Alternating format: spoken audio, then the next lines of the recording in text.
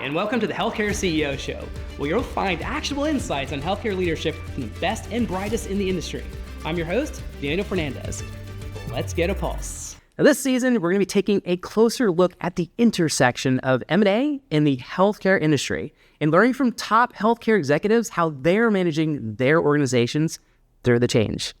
With me today, I've got Andrea Turnipseed. She is the co-founder and executive director of Roots Behavioral Health. Andrea, welcome to the show. Thanks for having me. Now, before we dive into your M&A journey, tell us a little bit about Roots Behavioral Health. Yeah, so my husband and I founded Roots Behavioral Health back in 2016 as a need for the missing need in the community, Austin community. He's a psychiatrist and I'm a therapist, and he was seeing patients a couple days a week, and I was also seeing some patients as a therapist. And in order for a patient to get seen with insurance, it might take 5 months to get in. And so we thought, well, we'll open up access to care by hiring some other people working for us, physician extenders, physician assistants or nurse practitioners, and carry more insurance plans so that more people would have access to care. And doctors aren't given, lessons in school about how to run a business, and neither are social workers. And so we kind of put together our minds and did the best we could. I kind of took over the admin side of things, and he took over the medical side of things. And we really only intended to have, him and maybe 2 or 3 physician assistants and a couple therapists in our office, but the demand just never stopped being there. And given that we took insurance in the Austin community, it's not common. And I think the work we were doing was good. So it just kept growing organically. So we started in 2016 with 1 location. We expanded at that location in 2018 when we started offering ketamine-assisted psychotherapy. We were the first ones in the state of Texas offering that service. And that also kind of blew up unintentionally. It was just more of, hey, this is a service that might help people. And it did, and the word got out. And then in 2019, we opened a second location, also in the Austin area. And in 2021, I think we expanded again at both locations to the other side of the hallway to make space for more providers, more ketamine rooms and admin rooms. And so that was our trajectory. And so around 2021, 2022, we started to get a lot of interest from private equity and venture capitalists and investors wanting to partner with us and to help us grow, because we had, successfully gone from 1 to 2 locations, and we had about 50 employees, give or take, the season. And that's kind of where we were when we made our M&A transition. Nice. Now, there's always the process of managing change after M&A, but before, what are maybe some of those guiding principles that maybe, you wanted in place as you were scaling your own company without, the M&A help? It's interesting. One of our early, first I'll say where we got today was from a lot of free advice and reading maybe some business books. So I would encourage everybody to get as much free advice as you can. And, but during our early part of this process, we were introduced to this company, and the guy that was, I guess, courting us, if you will, he could see that, it wouldn't be a good fit, and he was leaving his company, and he put us in touch with a broker that we ended up working with. And the broker for 2 years worked with us before we ever made a transition, just giving us free advice, knowing that we would probably use him later on. But the thing was that the guiding principle was just do the next best thing for your business and how you see fit, right? Like, don't do this with the intention that you're going to sell, because we had actually, the concept of selling our business hadn't even crossed our mind when we created this. My husband had said at some point, I think when doctors retire, they sell their business to another doctor for like $1 million or something, like the whole. And I was like, okay, cool. So we're going to be doing this forever. And then when we about, 2022, it was like, wait, people buy your business? And so, I didn't even know that was a thing. And they want to partner with you and grow it. So we just, from we just did the next right move for us, whether it was expansion, hiring a different kind of staff member. Like we at some point got medical assistants, and it wasn't in the intention of we're going to do this so that, a private equity firm will find us attractive. I will say, if you do want to do this at one point, the one thing to keep in mind is keep all your paperwork, because the diligence part is the worst part. And so, where everything from who holds your workers' comp to any claims against you, because they're going to ask for all of that information. So the more organized you are about all of your contracts, all of your legal stuff, know your own dirty laundry and good laundry. They're going to want to know everything. And so I think it would go much smoother. I mean, ours wasn't terrible, but it's a process. So my advice would be do what's best for your business and what you think, because private equity or these people that acquire you, they don't actually know. That's why they are buying you, because they think you know. So you do what you think is best. I love that. And I love the fact that you mentioned working with a broker even before the process had ever started. Do you recommend somebody who's maybe thinking about that long term to maybe engage with a broker? Yeah, I would absolutely recommend it, because the people I can give a shout out, I suppose. We worked with Brentwood Capital Advisors, BCA, and they're based in Tennessee. And so, yeah, we were connected with them by somebody that was like, these people are too good to sell now. You should kind of get in with them so that, when they're ready, they're ready. And so he, the guy we work with said, they typically work with people for about 3 years before any deal is ever made. Okay. And so it's just a relationship kind of thing. And so they were able to they were able to filter anything that came through to us. But before we started this process, I would get inquiries maybe once every week, 2 weeks, from random folks. I'm a graduate student to, KKR, it's like, I'm not sure what to do with this stuff.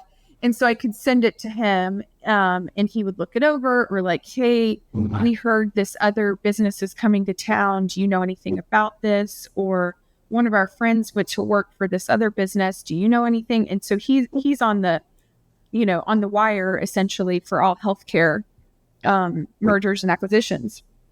And so when we decided to go forward with this, there was a business that he had worked with in Colorado, and they were wanting to come into Texas. And he was like, hey, y'all don't have to be interested in this, but they're looking for people like you. And so we had a conversation. It wasn't the right fit. It's fine.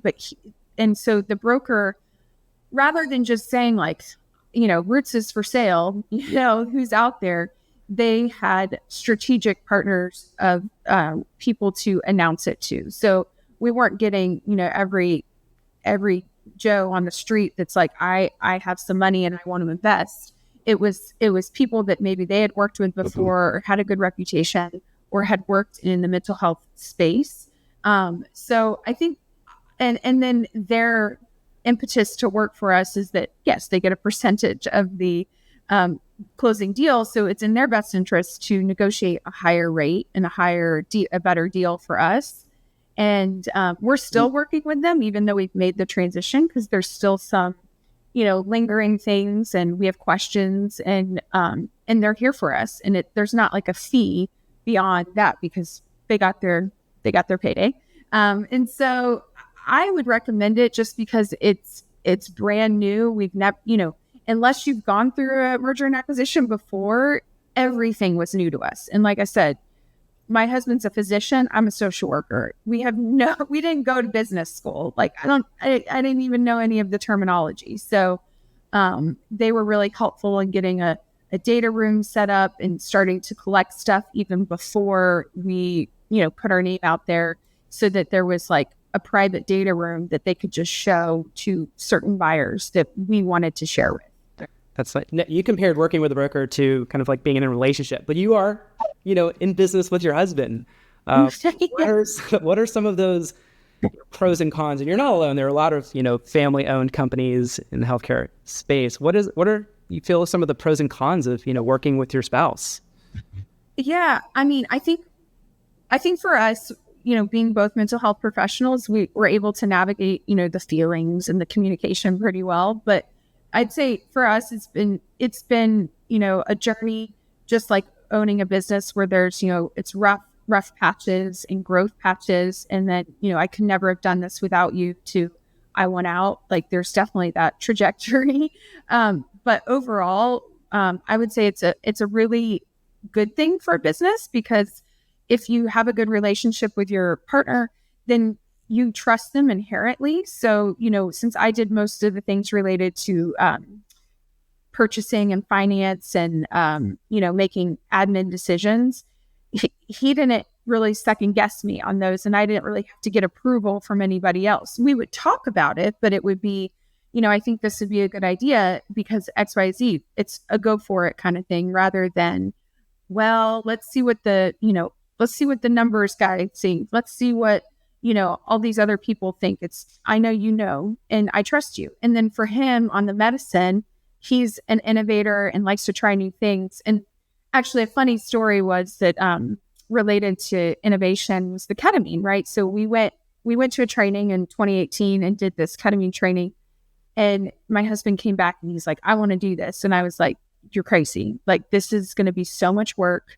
It's not going to pay off. And no, I don't think you should do it. And he's like, well, I want to do it anyway. And so he was like, I want to do it. And then I'm over here. I got to figure out how to get this done, like rooms, people, scheduling, payment. And he's like, well, I'm just going to deliver the medicine because it works and it helps people.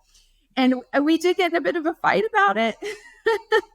And it was like, okay, you win, we'll do it. But, and ultimately ketamine was not necessarily a money maker per se. It's not as profitable as our other service lines. However, it did give us thought leadership and, in the ketamine space, and helped propel other ideas and made us well known in that way. I like to say, like, quote unquote, that's what made us famous, if you will, like in the mental health community. And that's not our primary service line. So in the end, it was a good choice to do the ketamine. And me as the, executive on how hard that was going to be was like, I really don't want to do this, but okay, you're my husband and I support you. However, if we had been a non-married couple, I might have put my foot down and said, no, that's too much work and costs too much money and we're not doing it. So I think, that inherent trust in one another is really great. But so those are the good things. And then the bad things are that you do bring home the work, those conversations didn't happen in the office. We don't schedule meetings to talk to each other. It happens when you get home from work or at dinner. And there had been times, where I think more myself, I'd say, what? We're not going to talk about work today. Like, I'm sorry. Like, we can talk about work for 30 minutes. And then like, I'm so overwhelmed with all of this. Or, if he would see me stressed, looking at the balance of the bank account, because he doesn't have any control of it. He doesn't, and it's like, he wants to make me feel less stressed, but I'm like, there's nothing you can do, so I think it's hard when you bring it all home, but if you can set good boundaries and, knowing whose lane is what, and that inherent trust can make it work.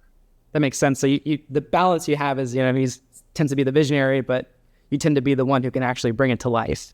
Mm-hmm. Right? Yeah.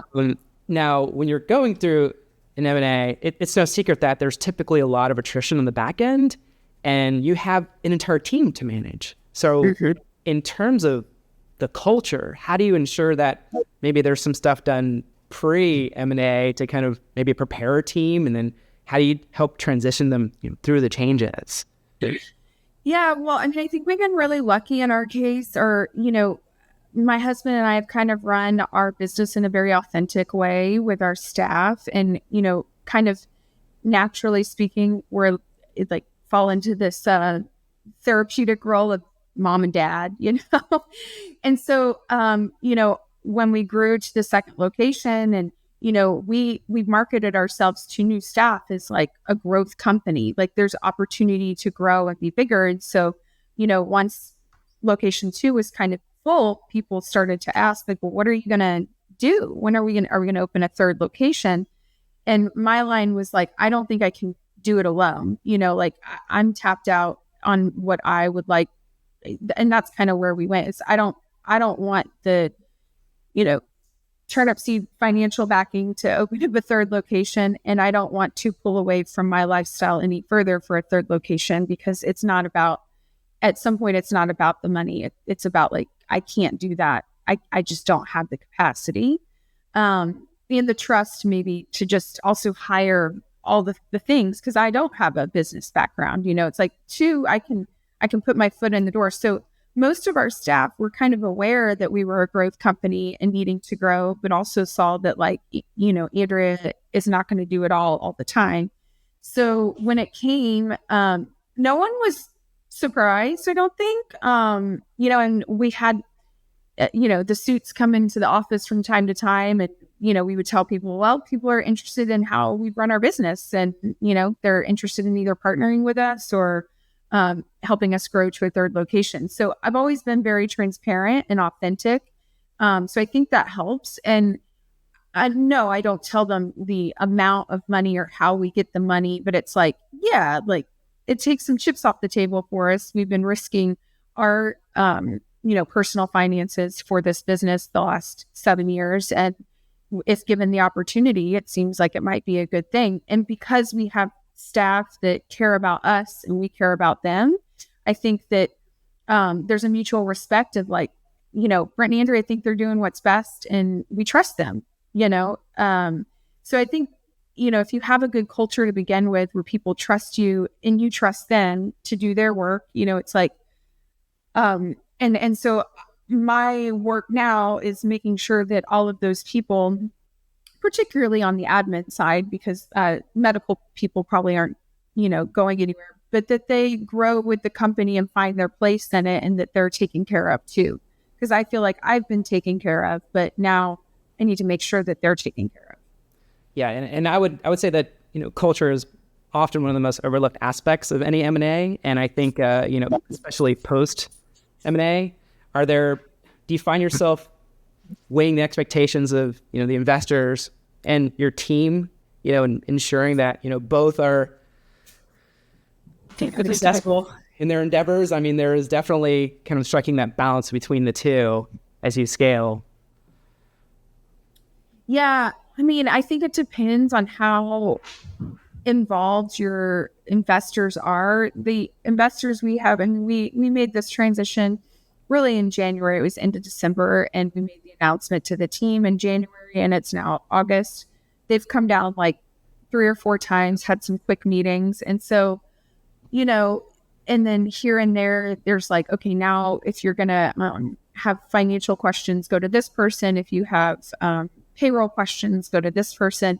But they're almost more of like a nebulous computer person. You know what I mean? Like they don't have the feel. They're not here on the floor talking to you and asking you about your weekend. They might, one of the 4 times that they came, but they're also, it's almost like they're checking a box and they're here, but I don't know that their culture is getting, whatever it might be, the culture of the investors is getting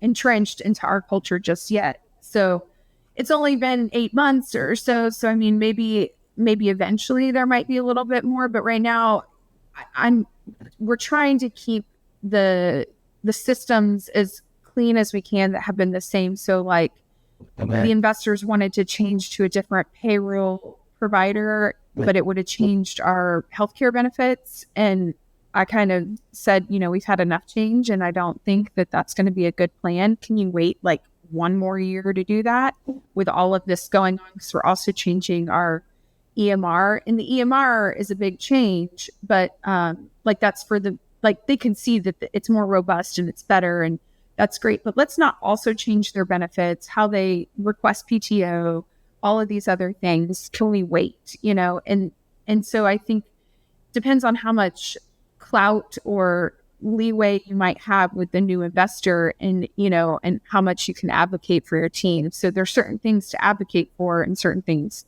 to just say. Like they wanted to change the 401k plan. And I was like, that's fine. I don't think anybody cares like what plan we have as long as it's the same kind of benefit. And it is. It's just, I don't know, just a little bit different. Managing your own organization through such a large amount of change can be personally stressful. And I think that, you know, others in your position would share that sentiment. Do you think it's important to prioritize your personal health through that process? Well, of course, I'm a mental health professional. It's always important to prioritize yourself. 100%. I think, and I think the biggest reason for if you are going to go through this process is for your personal health on this, right? So us as a family, as a couple, we were like, we can continue to keep roots at 2 locations and do this, but we're kind of missing an opportunity to deliver more affordable healthcare, innovative healthcare to the community.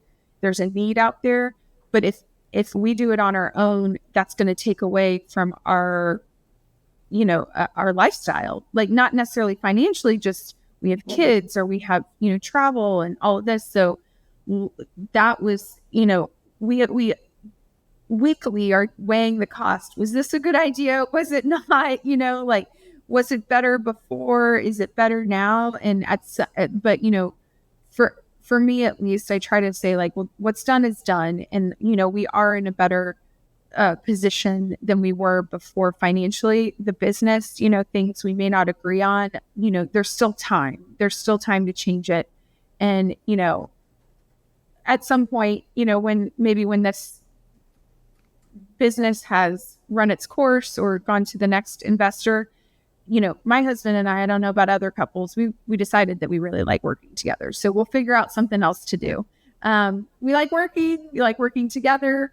And so I think that helps also to have a goalpost, so we know how long a contract is. And it's like, okay, we can do anything for, 2 years, 3 years. So this is how long it is. And look, we're already almost 1 year in December, it'll be a year.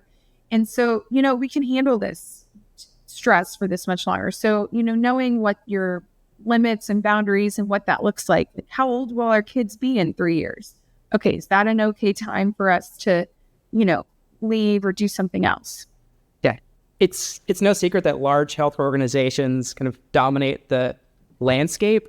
Looking ahead through crystal ball, what do you think the future holds for clinics, similar to yours, that maybe want to create a larger impact or, knowing that, the business is essentially built on the 2 of you and, may have some limitations long term? Yeah. I think that there's always going to be a place for the smaller mom and pop businesses, if you will, that are a bit more bespoke or able to meet the needs of a, dynamic community. We are a larger organization, so we don't have the ability to do, one-offs this way for one client and this for another. But if you go to a clinic with, much less volume, you can have a different kind of experience. I think, these larger healthcare organizations are kind of taking over the space in a lot of areas, like my primary care and my, female care also all got absorbed recently.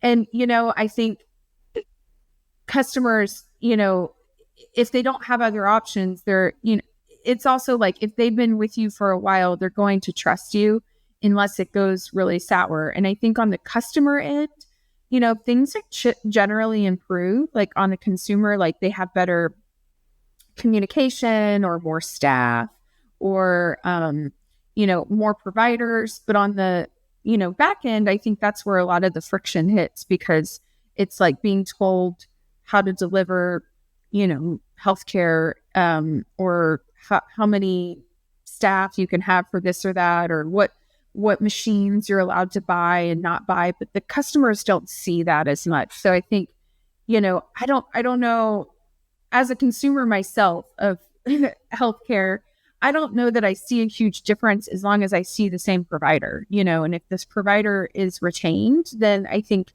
it's a little impact on the customer. We talked a little bit as at the ketamine, you're talking about ketamine a little bit earlier, but, then that is definitely one of the most innovative things in the space. As you're scaling, how do you ensure you remain innovative, while you continue to scale at the same time? Yeah, it's tricky. I mean, I would say that during our discussions with different firms, some people saw ketamine as a secondary, like, oh, that's cool. Like, okay, whatever, you do that. And those were not good fits for us. We wanted to be with somebody that said, we love what you're doing and we want to elevate what you're doing already. And, I think during this transition, both Brent and I were speaking at the ketamine conference, like in December. We both had different talks, and they came to our talks, like the investors came. So, I think it's important to find the right partner that's on board with that innovation. And so, that's when we were looking for a partner, we said we wanted somebody that was going to support, us as a platform to have a larger microphone, if you will, to change the way mental health care could be delivered. And so, we talked to them. If there's something, Dr. Turnipseed wants to do in order to deliver better health care, what's kind of the, protocol? And, of course they said, well, I mean, it needs to make sense. And so if we have the research, you can implement it, and we won't do it indefinitely, but maybe we'll do it for 6 months or a year, see what happens. And so I think that's how you do it. But also, I don't know how medicine works in other states, but at least in Texas, there's this thing called corporate practice of medicine.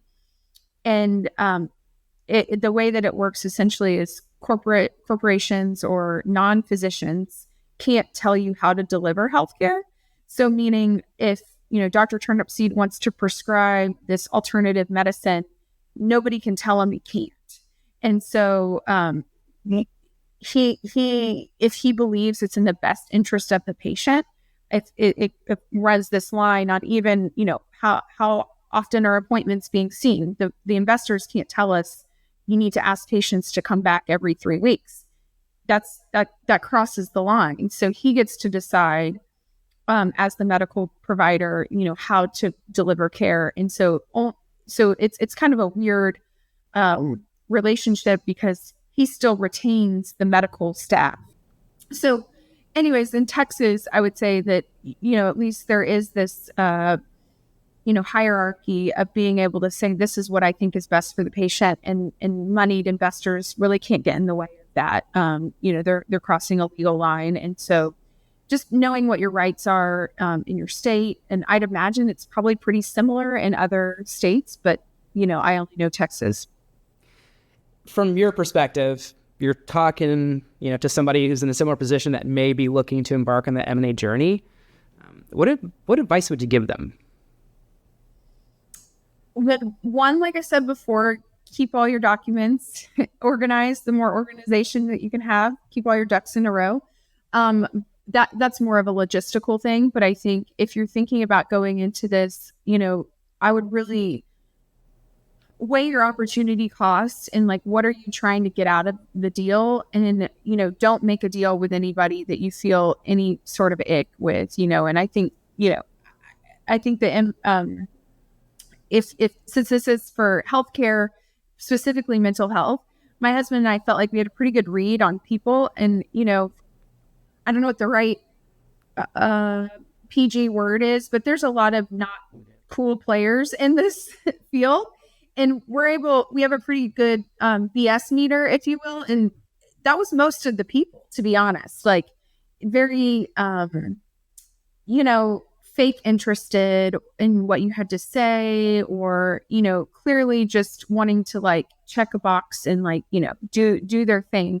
And so I would put on your most emotional intelligence hat and see how authentic these people can be, and kind of, see if there's any kind of, litmus test that you can give, like how are they treating the staff at, your dinner that you're having, or those kind of things, or how often are they with their family? Do they really believe in this like work-life balance? Whatever it is they're trying to sell you, I would try to, pull your biggest psychiatrist therapist hat out, because even for us, like there's been surprises. And, I think for us, it's really important to be authentic, and, and that's part of our culture, and just, it's who we are. And so if there's any kind of scent of that, I would walk away, because it's not worth it if you're doing okay. Now, if you're in a space where you're struggling financially and you need the support, and, it's kind of like, it's this or we're out, then I think that's a different position to be in. We were in a position of not necessarily needing to make this. It was, we can stay the same and not grow any further, or we can grow further and potentially have the help and support of outside investors. So, it's really personal, honestly. So I would probably just have a lot of conversations with people in the space that have done it, and why, what was their why? I mean, I think that's the biggest thing, is what's your why? Why do this now, and why do this with these people, and do you need to? And it's just really personal. I love that. So be authentic, look to work with authentic people. And in the words of Simon Sinek, start with the why. Yeah. I love that. Now, before we bring our show to a close, I have one final question. It's said that leaders are readers. So that being said, do you have a favorite book that you would recommend to our listeners? Well, it's funny that you said that one. That you'd asked me ahead of time. That the Simon Sinek Start With Why was a good one early on. And when I did that, when we were a smaller business, I actually had our providers kind of complete the question on, like, why are you working here? Like, why us? Why this field? Because, they come to work every day, and I wanted to know, why they're working in this. So I think that's good for maybe earlier on. And then the other book that I really enjoyed as a, somehow suddenly an executive that I had never planned to be, was The Hard Thing About Hard Things by Ben Horowitz. And I remember at the time of reading it, there was a section in there about mergers and acquisitions. And I kind of skimmed it, being like, oh, this doesn't apply to us. This is for other businesses. So I should have gone back and read it. But what I liked was it was about having hard conversations, with people that no one teaches you how to be a CEO or executive director. There isn't like a class on it. And to me, that was like maybe one of the best books I read on that. And there were some other, I highly recommend just reading the book, even because it's $30, right? And even if it's not worth your time, it was only wasting $30. There was some point where I thought I was so in over my head that I thought I was going to apply to get my MBA. But then I realized I gave myself an MBA through all of this, and MBAs are super expensive and time consuming. But I decided I would just read books that, were recommended for different kinds of businesses. And, some applied and some didn't, and I would drop them. But I highly recommend reading as many books as you have time for. I love that. Personally, I learned more from running a business than I ever did even getting my MBA. So I can... and that's what MBA folks tell me. So I'm like, well, okay, I've saved myself, 150 grand or whatever. I love that. And with that, we'll bring our show to a close. Thank you for joining us, Andrea. Thank you so much for having me. This was fun. Thank you for joining us on the Healthcare CEO Show. If you've enjoyed this episode, don't forget to subscribe on your favorite podcast platform for more insights from the top. Until next time, lead boldly and care deeply. See you on the next episode.